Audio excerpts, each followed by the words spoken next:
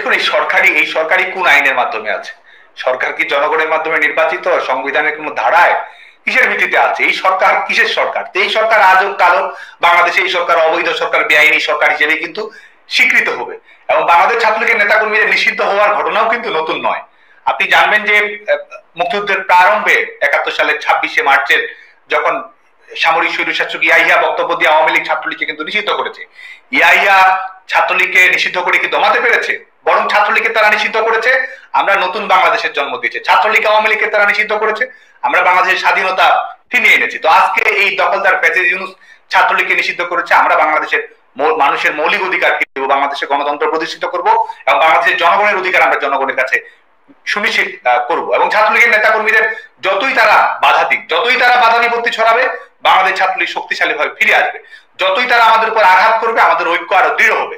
এবং এটি আমরা পরিষ্কার ভাবে বলতে চাই, বাংলাদেশ ছাত্রলীগ বাংলাদেশের ছাত্র রাজনীতি থাকবে, বাংলাদেশ ছাত্রলীগ বাংলাদেশ ছাত্র সমাজকে নেতৃত্ব প্রদান করবে এবং এক ধরনের প্রতিযোগিতামূলক ইতিবাচক ছাত্র রাজনীতি বাংলাদেশে আমরা সুনিশ্চিত করবো। এবং ন্যায় বিচার প্রতিষ্ঠা করা, সত্য প্রতিষ্ঠা করা, গণতান্ত্রিক ধারাবাহিকতা প্রতিষ্ঠা করা, বাংলাদেশ ছাত্রলীগ এই প্রতিজ্ঞা আমরা করেছি, এই প্রতিজ্ঞা আমরা রাখবো এবং যে কোনো মূল্যে আমরা আমাদের সংগ্রামকে অব্যাহত রাখবো। আত্মগোপনের প্রয়োজন নেই, আমাদের তো আর ছদ্মবেশ ধারণ করার প্রয়োজন নেই, আমাদের তো আর অন্য সংগঠনে থাকার প্রয়োজন নেই। আমরা যা করবো প্রকাশ্যেই করবো, ঘোষণা দিয়ে করবো। আমাদের কার্যক্রম বাংলাদেশ ছাত্রলীগের অফিসিয়াল পেজ থেকে সরাসরি ঘোষণা করা হচ্ছে। আমাদের কমিটি উন্মুক্ত রয়েছে, কারণ আমাদের সেই সৎ সাহস রয়েছে। আমাদের ভুল ত্রুটি থাকলে, আমাদের সীমাবদ্ধতা থাকলে, আমাদের কেউ অন্যায় অবিচার করলে অবশ্যই যথোপযুক্ত ব্যবস্থা আমরা গ্রহণ করব। ভুল ত্রুটি থেকে আমরা শিক্ষা গ্রহণ করব। কিন্তু আমরা কখনো তারা আমাদেরকে নিষিদ্ধ বলবে কিংবা তারা যখন নিজেদের প্রকাশ্য ছিল নিষিদ্ধ ঘোষিত সংগঠনের মতো কার্যক্রম পরিচালনা করেছিল, বাংলাদেশ ছাত্রলীগ একটা মুহূর্তের জন্য নিষিদ্ধ সংগঠনের মতো গোপন কার্যক্রম চালাবে না। বাংলাদেশ ছাত্রলীগ একটা মুহূর্তের জন্য ছদ্মবেশে রাজনীতি করবে না। ঘোষণা দিয়ে বলবো এই সরকার দখলদার, ঘোষণা দিয়ে বলবো বাংলাদেশে গণতন্ত্র ফিরিয়ে নিয়ে আসবো, ঘোষণা দিয়ে আমরা প্রকাশ্যেই বলবো যে ধরনের অন্যায় অবিচার হচ্ছে সমস্ত কিছুর আইনানুগ বিচারের ব্যবস্থা বাংলাদেশের মাটিতে আমরা সুনিশ্চিত করবো। এবং ছাত্রলীগের কর্মীরা আজকে দেখুন, ছাত্রলীগের নেতা কর্মীদেরকে মামলা নেই, তারা ধরে ধরে নিয়ে পুলিশে দিয়ে যাচ্ছে। এবং শুধু তাই নয়, ঘোষণা দিয়ে তারা সেটি করছে, পিটিয়ে মারছে, থানায় দিচ্ছে, জামিন হচ্ছে না। ছাত্রলীগের নেতা কর্মীদেরকে শত শত এই ছাত্রদল শিবিরের মব তৈরি করে সহিংসতার ঘটনা ঘটা হচ্ছে। ছাত্রলীগের নেতা কর্মীরা কিন্তু জয় বাংলা বলে স্লোগান দিচ্ছে, জয় বঙ্গবন্ধু বলে স্লোগান দিচ্ছে। তারা আমাদের উপর আক্রমণ পরিচালনা করছে। ছাত্রলীগের কর্মীরা বীর দর্পে বলছে শেখ হাসিনা আসবে, বাংলাদেশ আসবে। গোটা বাংলাদেশের দেয়ালে দেয়ালে কিন্তু বাংলাদেশ ছাত্রলীগের কর্মীরাই জয় বাংলা ক্যাম্পেইন করেছে, জয় বাংলা লিখে দিয়েছে, শেখ হাসিনাতে আস্থা লিখে দিয়েছে, হটাও ইউনূস বাঁচাও দেশ লিখেছে। এবং বাংলাদেশ ছাত্রলীগের কর্মীরা এটি অব্যাহত রাখবে। আমাদের দলের প্রয়োজনের নয়, আমাদের সংগঠন, আমাদের নিজস্ব প্রয়োজন সেটি নয়। আমরা মনে করি যে বাংলাদেশে রাজনীতি থাকবে, বাংলাদেশে গণতন্ত্র থাকবে, বাংলাদেশে এক ধরনের প্রতিযোগিতামূলক রাজনীতি থাকবে, বাংলাদেশে মুক্তিযুদ্ধের অঙ্গীকার থাকবে, বাংলাদেশে এক ধরনের সমতা ভিত্তিক বৈষম্যহীন গণতান্ত্রিক সমাজের প্রতিষ্ঠা থাকবে।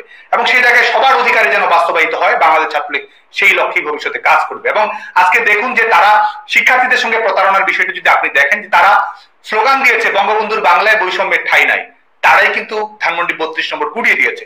তারা বলছে কোটা না মেধা, উল্টো তারাই কিন্তু কোটার ভিত্তিতে গোটা বাংলাদেশে তারা নিয়োগ দিয়েছে। তারা বলেছে চাকরিতে কর্মসংস্থান চাই।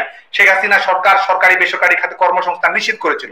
বাংলাদেশ ছাত্রলীগের সভাপতি হিসেবে আমি বলতে পারি না একটি উদাহরণও, বরং শুধু আমি কেন, আরো কারো কোনো উদাহরণ আছে কিনা যে আমার সুপারিশে কারো চাকরি হয়েছে? আমি কখনো পিএসসি মেম্বারকে বলতে পেরেছি, শিক্ষককে অনুরোধ করতে পেরেছি যে এই চাকরিটা দেন? আমরা কখনো সেটি করিনি, কারণ সেই রাজনীতি আমরা বিশ্বাস করি না। মেধাভিত্তিক কর্মসংস্থানে আমরা চেয়েছি, অথচ আজকে বাংলাদেশে হচ্ছে কি? সরকারি চাকরির কোনো বাস্তবতা আছে? বাংলাদেশে কর্মসংস্থানের কোনো সুযোগ আছে? তো শিক্ষার্থীদেরকে ডাকা হয়েছে বঙ্গবন্ধুর নামে, কিন্তু আজকে তারা করছে ধানমন্ডি 32 আক্রমণ। শিক্ষার্থীদেরকে ডাকা হয়েছে মেধার কথা বলে, অথচ আজকে কিন্তু গোটা দেশব্যাপী কোটায় নিয়োগ প্রদান করা হচ্ছে। শিক্ষার্থীদের ডাকা হয়েছে ছাত্র রাজনীতি নিষিদ্ধ থাকবে, ক্যাম্পাসে রাজনীতি থাকবে না, অথচ যারা মুখে মুখে এসব কথা বলেছে তারাই কিন্তু আজকে সেই সব নিষিদ্ধ রাজনীতির হর্তাকর্তারাই কিন্তু আজকে বাংলাদেশের ক্যাম্পাসগুলোতে তারা জোরপূর্বক দখল করে দৌর্দণ্ড প্রতাপে কর্মকাণ্ড পরিচালনা করছে। তো তারা প্রতারণা রাজনীতি কারা করছে, হত্যা সহিংসতা রাজনীতি কারা করছে? তারাই তো করেছে। তো এটি, এবং তারা মনে করছে তারা বিজয়ী। আমি সুস্পষ্ট বলতে চাই, তারা বিজয়ী নয়।